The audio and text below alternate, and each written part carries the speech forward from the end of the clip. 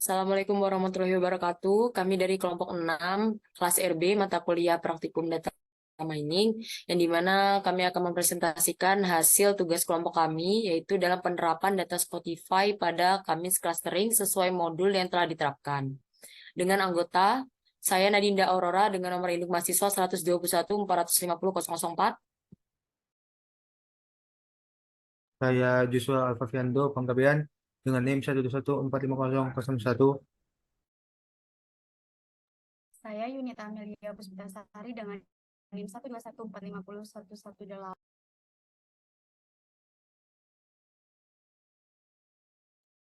Saya adalah Septiani dengan NIM 121450109.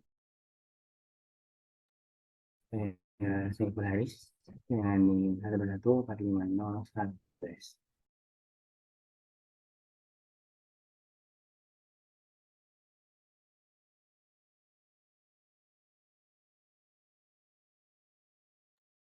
Bagian pertama mengenai abstrak.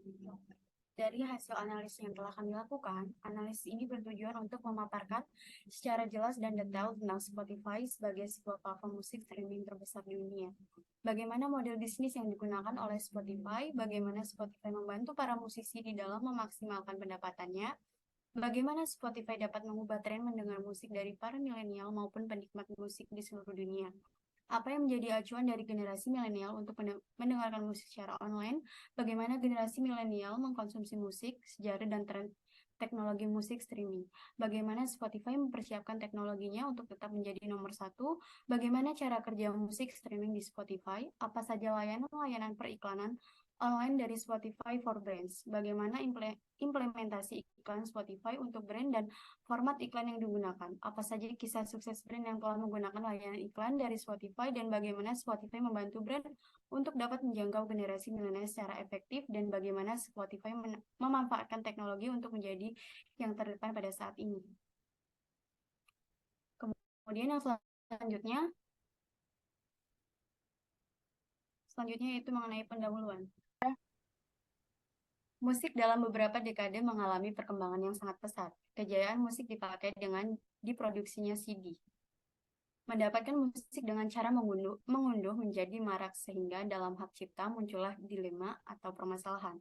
Sehingga dilakukan analisis pada data Spotify untuk merangkum data dengan cara baru, serta menemukan hubungan tidak terduga yang dapat berguna dan dimengerti bagi pengguna.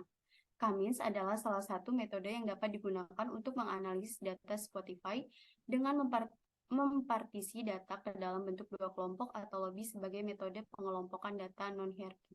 Sebagai algoritma yang sering digunakan, algoritma Kamis dalam pengelompokan tergolong mudah karena kesederhanaan dan efisiensi, bahkan diakui sebagai salah satu dari 10 algoritma data mining teratas.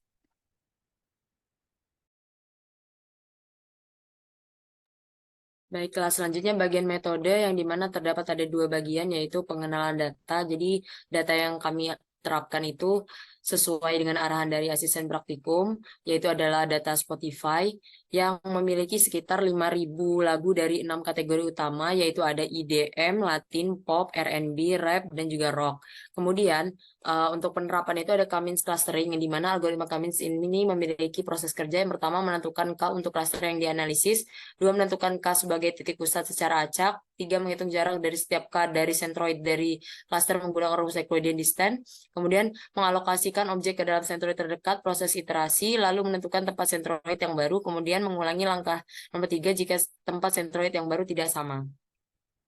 Kemudian memasuki ke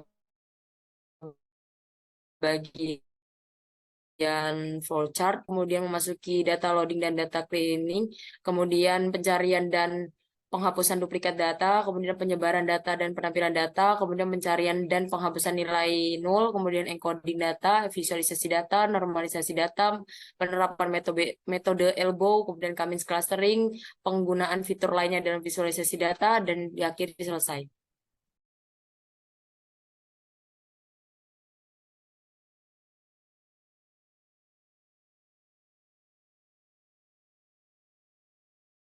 Oke, masuk ke bagian hasil dan analisis. Di atas adalah bar chart menggambarkan rata-rata popularitas lagu untuk 10 artis paling populer berdasarkan data dari data frame Spotify.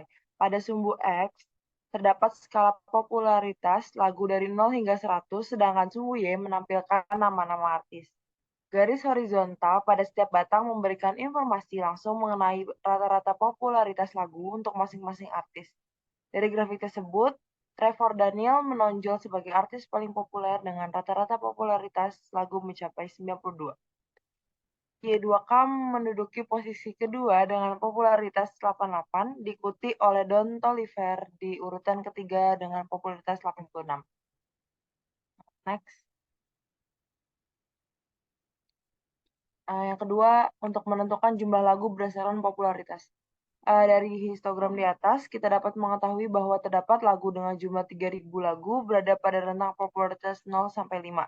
Sedangkan terdapat kurang dari 500 lagu yang memiliki popularitas tertinggi, yaitu pada popularitas rentang 90 sampai 100.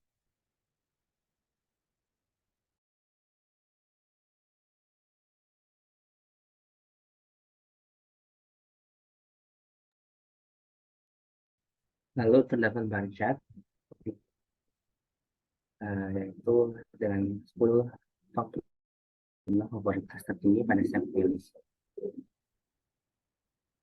Pada baca tersebut menunjukkan bahwa senioritas dari lagu terpopuler atau berada pada puncak lagu berdasarkan jumlah popularitasnya pada playlist, di mana setiap lagu akan seluruh popularitas yang menghasilkan popularitas yang besar tergantung banyaknya lagu dan popularitasnya pada playlist. Yang kemudian disusul dengan dance monkey, sedangkan player berada pada posisi 10 lagu terpopuler berdasarkan jumlah popularitasnya pada setiap playlist.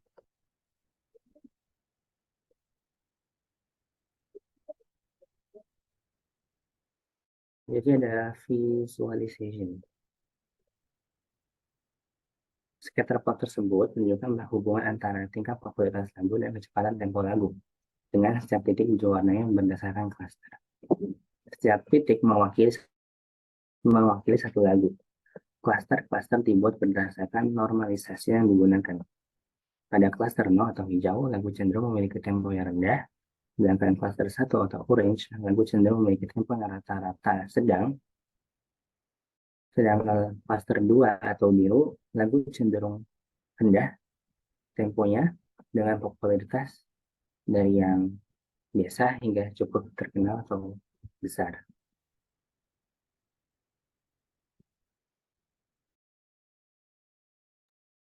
Baik, selanjutnya pada bagian Cummins clustering. Pada gambar yang sebelah kiri, plot tersebut menggambarkan nilai inersia terhadap jumlah cluster yang diuji pada algoritma Cummins. Inersia itu merupakan matriks yang mengukur tingkat kedekatan antar titik dalam satu cluster. Semakin kecil nilai inersianya, maka semakin dekat titik-titik dalam cluster tersebut. Berdasarkan plot tersebut, dapat dilihat bahwa nilai inersia menurun seiring dengan bertambahnya jumlah cluster. Hal ini menunjukkan bahwa tingkat kedekatan antar titik dalam cluster semakin meningkat seiring dengan bertambahnya jumlah cluster. Kemudian pada gambar sebelah kanan merupakan box plot yang memvisualisasikan distribusi nilai-nilai dari fitur audio track popularity dalam data frame Spotify. Dengan setiap box plot diwarnai genre musik lagu tersebut. Setiap box plot mewakili satu genre musik. Kemudian box plot menunjukkan nilai minimum kuartil pertama, median, kuartil ketiga, dan nilai maksimum dari fitur rap popularity untuk lagu-lagu bergenre tersebut. Kemudian box plot biru menunjukkan bahwa cluster 0 memiliki rata-rata popularity di bawah 60 dengan batas atas sebesar 98. Kemudian box plot orange menunjukkan bahwa cluster 1 memiliki rata-rata popularity di bawah 40 dengan batas atas sebesar 97. Lalu yang terakhir box plot hijau menunjukkan bahwa cluster 2 memiliki rata-rata popularity di bawah 60 dengan batas atas sebesar 100.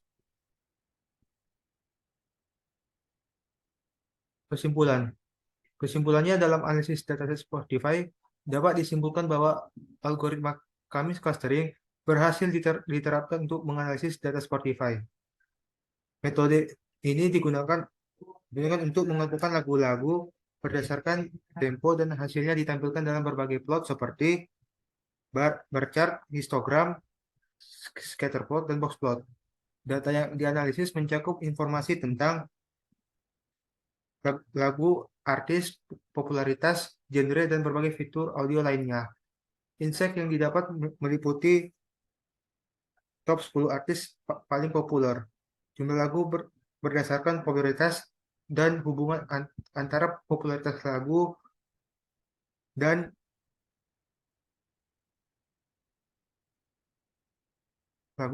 kecepatan tempo. Dan itu analisis juga menunjukkan pemahaman tentang distribusi popularitas lagu berdasarkan genre dalam setiap klaster hasil Cummins. Boxplot menggambarkan secara visual perbedaan karakteristik popularitas lagu di setiap kelompok dengan memberikan gambaran yang lebih mendalam tentang bagaimana algoritma Cummins mengelompokkan lagu berdasarkan fitur-fitur tersebut. Algoritma Cummins clustering terbukti efektif dalam menganalisis data Spotify, memberikan insight-insight yang berguna dalam pemahaman tentang tren musik dan preferensi pendengar. Hasil analisis ini dapat menjadi dasar untuk mengambil keputusan yang lebih baik dalam industri musik dan memberikan pandangan yang lebih mendalam terkait dinamika dalam dataset Spotify. Baiklah, sekian presentasi dari kelompok kami. Jika ada kurang lebihnya kami mohon maaf. Saya mewakili teman-teman kelompok semuanya mengakhiri. Wassalamualaikum warahmatullahi wabarakatuh.